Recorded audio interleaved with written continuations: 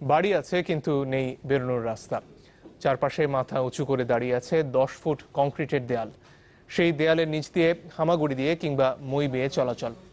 1 বছরেরও বেশি সময় ধরে এমন অমানবিকতার শিকার খুলনার পাইকগাছা উপজেলার আব্দুল আজিজের পরিবার। তাদের এমন গৃহবন্দী করে রাখার অভিযোগ ক্ষমতাসীন দলের সংসদ সদস্য শেখ মোহাম্মদ নুরুল হকের বিরুদ্ধে। যদিও এমপির দাবি ওই জমিটি অবৈধ দখলে নিয়েছেন আব্দুল আজিজ। নাগরিক সমাজের প্রতিনিধিরা বলছেন এটি মানবাধিকারের সুস্পষ্ট লঙ্ঘন। দরজা আছে, তবু বাড়ির বাইরে যেতে কিংবা ঢুকতে হয় দেয়ালের নিচ দিয়ে। কখনো আবার উঁচু দেয়াল পার হতে মই ভরসা।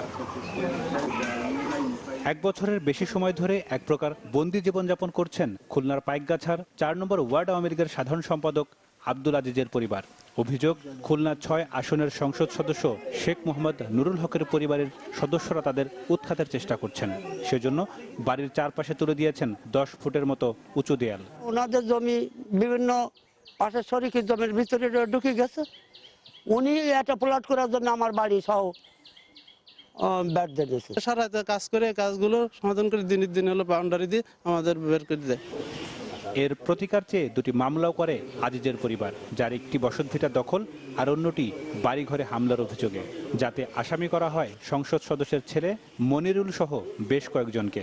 কিন্তু লাভের লাভ তো কিছুই হয়নি, উল্টো আজিজের পরিবারের বিরুদ্ধে হয়েছে চাঁদাবাজির মামলা। আমার নামে কেস করে আমরা আসিনি, এবার তারপর এনে মেরি ফেলানি হুমকি দিয়েছে, তোমরা ভাই করে যারা যাবে সব মেরি ফেলাবো। মারধরের ভিত থেকে আজকে দিন পর্যন্ত কাগজপত্র সব আমার নামে।